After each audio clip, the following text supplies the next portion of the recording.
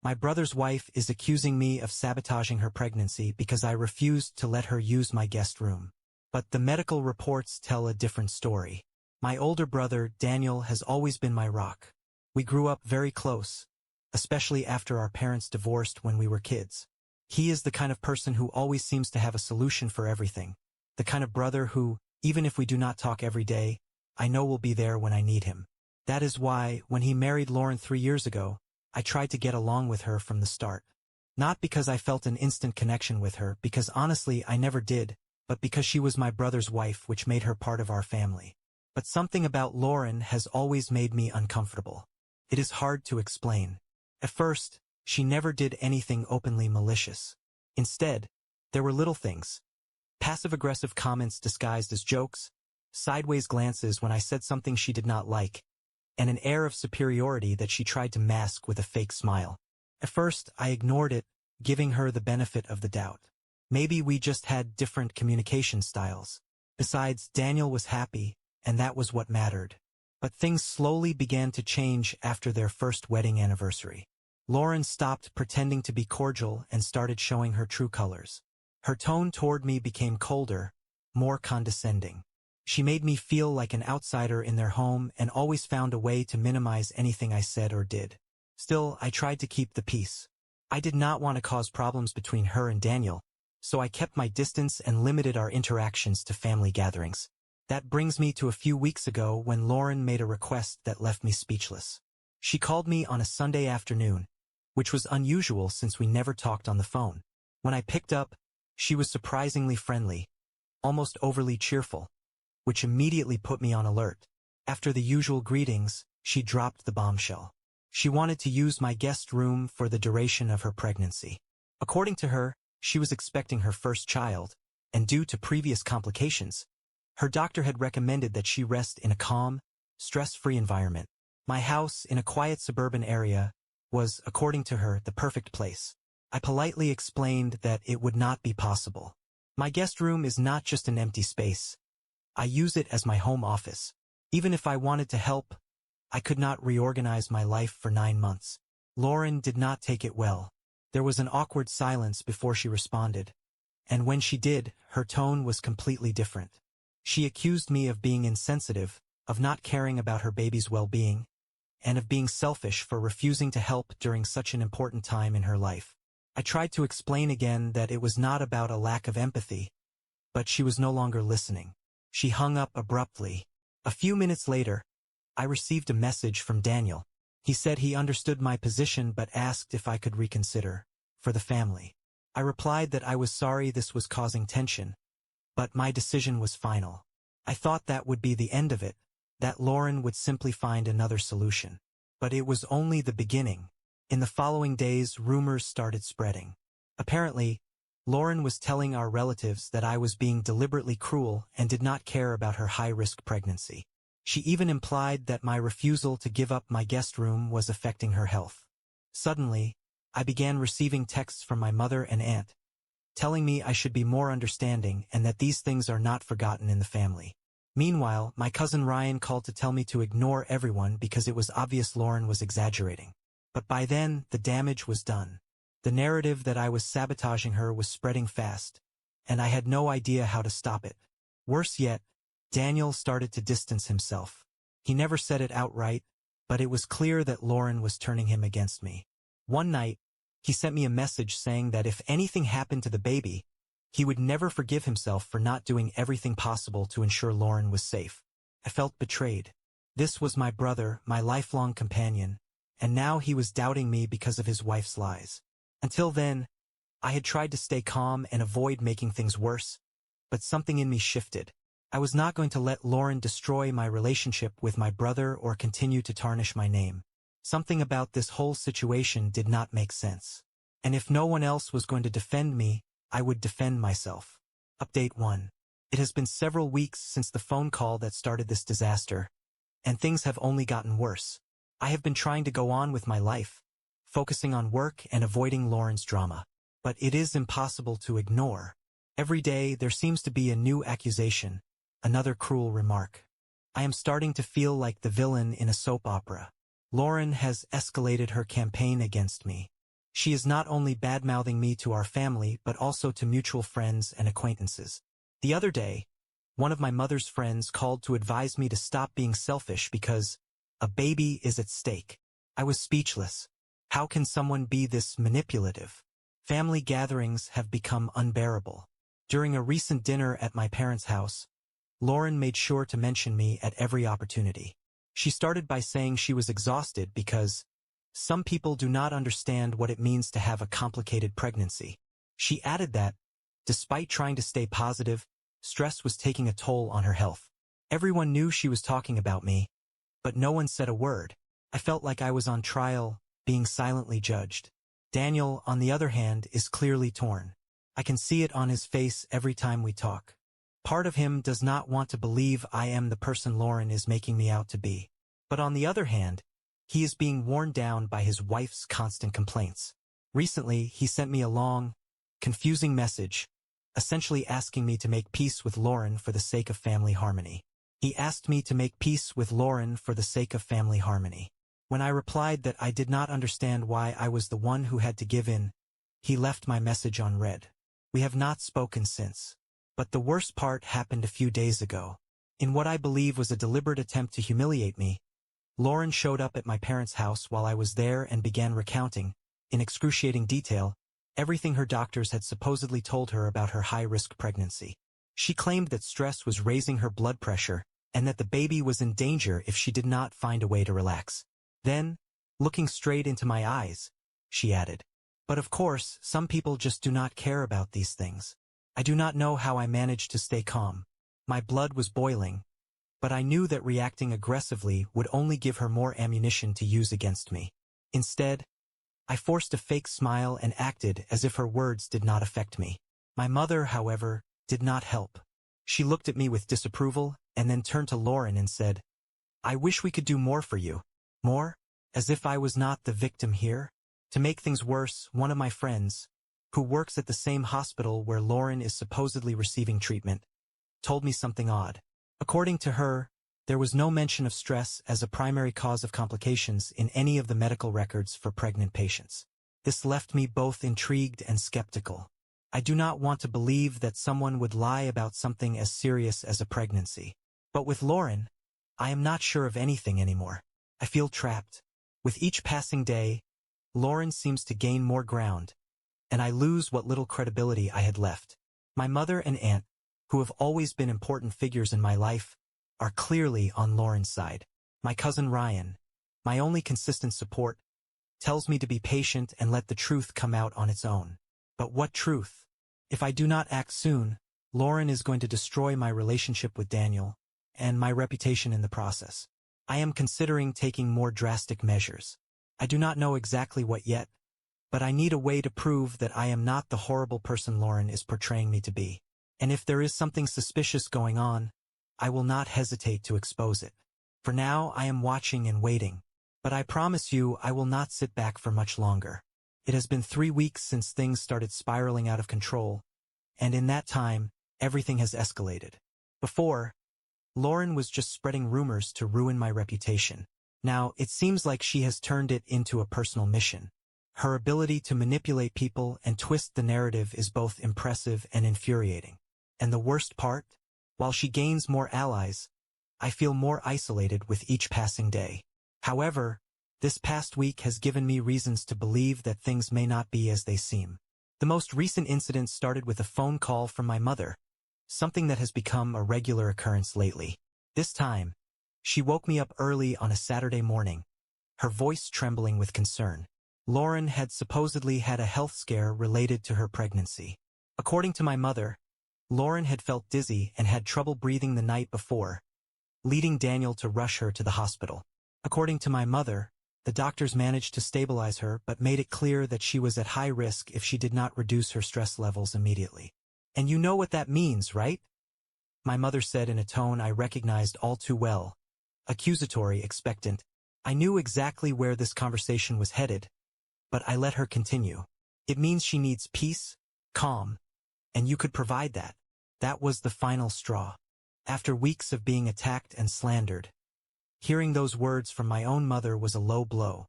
I clenched my jaw and responded as calmly as I could. Mom, I understand your concern, but I still do not see why this is my fault.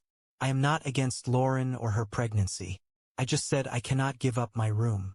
That should not be a crime. She did not want to hear it. Before hanging up, she left me with one final stab. I just hope you will not regret this if something terrible happens. After the call, I sat on my bed for what felt like an eternity, trying to process everything. Yes, I was furious. But beneath the anger, a small doubt began to creep in. What if I was wrong? What if, by standing my ground, I was actually putting an innocent life at risk? But something did not add up. This entire situation, the way every conversation, every family gathering revolved around Lauren's pregnancy and my supposed role as the villain, made no sense. Why was she working so hard to paint me as the bad guy instead of focusing on her own health and the baby? That same day, as I tried to make sense of it all, I received a message that left me stunned. It was from Sarah, a close friend of mine who worked as a nurse at the hospital where Lauren had been taken. Hey, I do not know if this is relevant, but I checked last night's records. Lauren was here, but something does not add up. What she is describing as pregnancy complications does not match what I saw in her medical report. Of course, I cannot tell you more. It would be unethical, but I think you should pay attention. A chill ran down my spine. What did she mean by that? Was Lauren not as sick as she claimed? Or worse, was she exaggerating or even faking everything? My mind raced with possibilities, each one more outrageous than the last. At first, I felt guilty for even considering that someone could lie about something as serious as a pregnancy. But then I remembered all the inconsistencies, all the things Lauren had said that never quite made sense. For example, why did she always speak vaguely about her doctors, never mentioning names or specific diagnoses? Why did her symptoms change depending on who she was talking to? That was the moment I decided I had had enough. I had tried to keep the peace. I had ignored her accusations. I had endured weeks of being the target of her smear campaign. But now, with this new information, with Sarah's new information, I felt I had real reasons to suspect that something much bigger was going on. I decided I needed professional help. Someone who could uncover the truth without me having to get directly involved. That same day, I searched for a private investigator. I found Richard, a man experienced in family cases with a reputation for being extremely discreet. When I explained the situation, he was not surprised, as if he had heard similar cases before. He told me that these things take time, but he would do everything possible to find inconsistencies or proof that could clear my name. I gave him all the information I had, the dates Lauren claimed to have had complications, the vague names of the doctors she mentioned, and even details about the family gatherings where she made her accusations. Richard assured me he would start working immediately. In the meantime, I tried to act as if nothing was happening, but it was difficult. Every family gathering felt like a public trial, with Lauren finding new ways to make me look bad. During a recent dinner, she once again brought up how hard her pregnancy had been, and how some people simply did not understand the importance of support. As expected, my mother immediately agreed with her. I, on the other hand, stayed silent. There was no point in fighting back, not when I hoped to have the evidence soon that would finally end this farce. Still, I could not shake my anxiety. What if I was wrong? What if Lauren was actually telling the truth, and this was all just a huge misunderstanding? But my instincts kept telling me otherwise. There were too many things that did not add up, too many unanswered questions. For now, all I could do was wait. Richard promised me a preliminary report in the coming days, and I was crossing my fingers that he would find something to help me understand what was really happening. If Lauren was lying, I swear I would not stop until I exposed her. But if I was wrong, well, I would have to face the consequences. Either way, I was not giving up. It has been 2 months since I decided to hire Richard, the private investigator. And what he uncovered not only confirmed my suspicions but also left me completely speechless. I never imagined things would reach this level of manipulation and deception.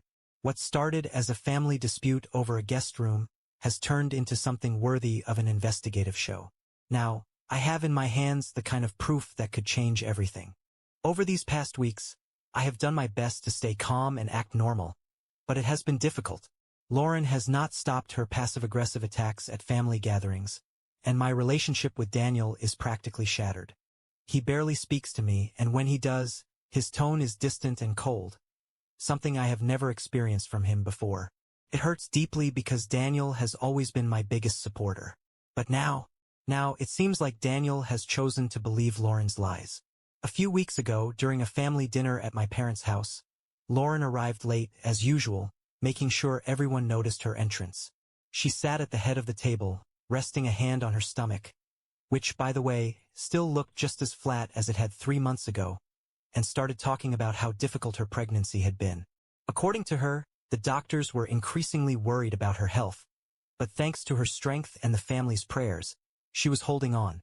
What really caught me off guard was when she looked straight at me and said, "Sometimes the people we least expect can be the ones who hurt us the most. But I have faith that everything will turn out fine." My mother, as always, comforted her, while my father looked uncomfortable but said nothing. I took a deep breath and stayed silent because I knew I would soon have the truth on my side. And that truth arrived a week later. The revelation. Richard called me on a Friday morning. His voice was calm but carried a hint of disbelief. "You need to see this in person." We met at a cafe, where he handed me an envelope filled with documents and photographs. First, the medical reports. According to Richard, Lauren had indeed visited the hospital on the dates she claimed, but not for pregnancy complications. In fact, the medical records showed she had never been pregnant at all. Her visits were for minor symptoms like dizziness and headaches, which doctors attributed to stress or, in some cases, dehydration. There was no mention of a pregnancy anywhere in the reports. Then came the photographs. Richard had followed Lauren for a week and discovered that, far from being on strict bed rest as she claimed, she spent most of her time at a rented art studio, working on her projects. In one of the pictures, she was even seen carrying heavy boxes, something no one with a high-risk pregnancy, or even a normal pregnancy, would do. But the most shocking piece of evidence was the final puzzle piece, an audio recording. Richard had managed to obtain a recording of Lauren talking to a friend at the art studio. In it, Lauren admitted that the entire pregnancy was a lie, a manipulation to control Daniel and the rest of the family. Her real goal? To get me to give up my guest room. Not because she needed it to rest, but because she wanted to turn it into her personal art space. "It is perfect," she said in the recording. "The natural light, the space. It is exactly what I need for my projects. And if I have to fake a pregnancy to get it, then so be it. Daniel's family is so easy to manipulate." Hearing those words felt like a bucket of ice water had been dumped over me. On one hand, I felt relief. I finally had concrete proof that I was not the horrible person Lauren had painted me to be. But on the other hand, I felt an indescribable rage. How could someone be so calculating, so cruel? Lauren had not only played with my family's emotions, but had also destroyed my relationship with my brother, and Lauren had ruined my reputation. I spent the entire weekend analyzing the information, trying to decide what to do. Part of me wanted to confront her immediately, but I knew that would not be enough. Lauren had manipulated my entire family, and I wanted to make sure everyone knew the truth, to leave her nowhere to hide. I decided to organize a family meeting at my parents' house. I convinced my mother that we needed to talk, that I was concerned about Lauren's health and wanted to ease the tension. It was not easy, but she agreed. The meeting was set for the following Sunday. Until then, all I could do was wait and prepare. In the meantime, I did not tell anyone what I had discovered. Not even my cousin Ryan, who had been my only ally. I wanted everyone to hear it at the same time. I did not want to give Lauren a chance to twist the narrative before the truth was revealed. Sunday was just around the corner, and honestly, I could not wait to see how Lauren would try to justify what she had done. If she thought she could play with me and walk away unscathed, she was about to get the shock of her life. Update 4. Sunday arrived, bringing a storm of emotions I could barely contain. Nerves, bottled-up anger, and a burning desire to clear my name. The family gathering at my parents' house was set to be the stage where everything would come to light. I had spent days preparing every detail, making sure nothing was left out. This time, there would be no room for Lauren to distort the truth. From early morning, the atmosphere in the house was tense. My mother looked visibly uncomfortable, likely believing this would be another confrontation between Lauren and me. My father, though more reserved, had an inquisitive look in his eyes. Family members arrived gradually, aunts, cousins, and, of course, Lauren and Daniel. She walked in with her usual air of superiority, resting a hand on her stomach, which, again, looked as flat as ever, and wearing an expression of false vulnerability. Daniel, on the other hand, seemed exhausted, as if he was fed up with all the drama but still determined to stand by his wife. Once everyone was present, I took a deep breath and stood up. I could feel my heart pounding, but I knew I could not hesitate. I looked at each person in the room and began speaking with a calmness I did not know I possessed. Thank you all for coming today. I know the past few weeks have been difficult, and I want you to know that it was never my intention to create tension in the family. But I also believe it is time to clear things up. There is something very important you all need to hear. The silence in the room was heavy. I could feel everyone's eyes on me, some expectant, others clearly skeptical. But what I noticed most was Lauren's gaze. For just a moment, I thought I saw a flicker of fear in her eyes, as if she knew what was coming.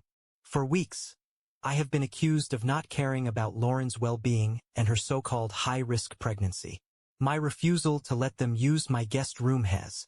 For weeks, my refusal to give up my guest room had been used as proof that I was selfish and cruel.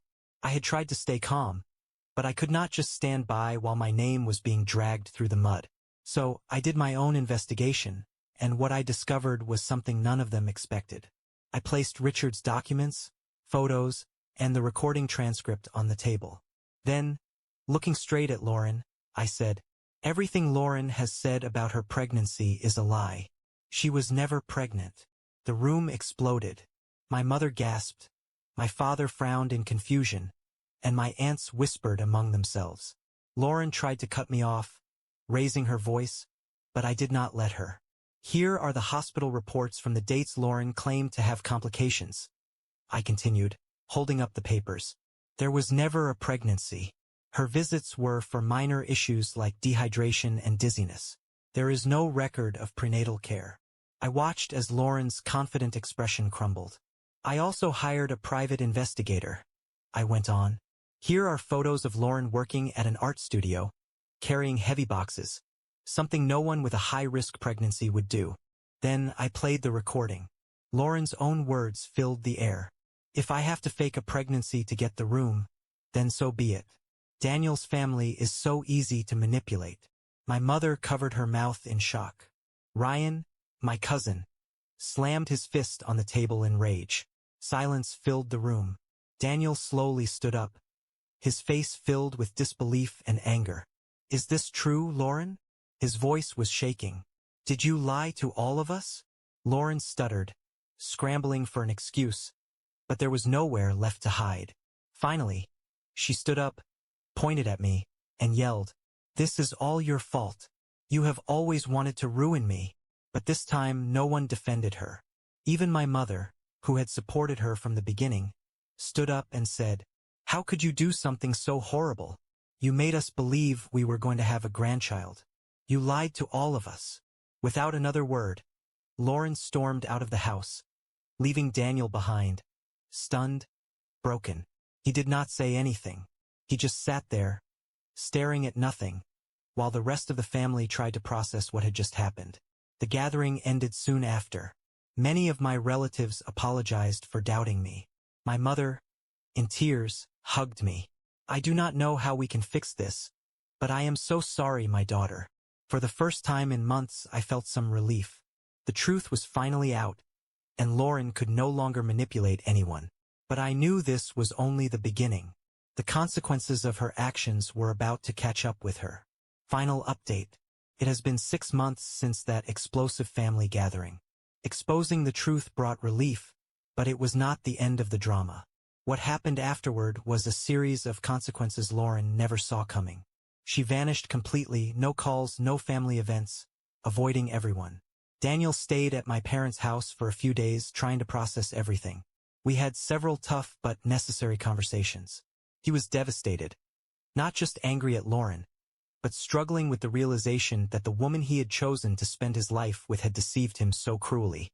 One night, as we sat on the porch, he finally said, "I am so sorry. I do not know how I could have believed her. I guess I just wanted to think she would never do something like this. But now I see how blind I was. You did not deserve any of this. It was bittersweet. I was relieved he finally understood. But I knew our relationship would take time to heal. I told him I did not need a perfect apology, just his effort to rebuild our bond. He promised to make things right, and since then we have been working on it.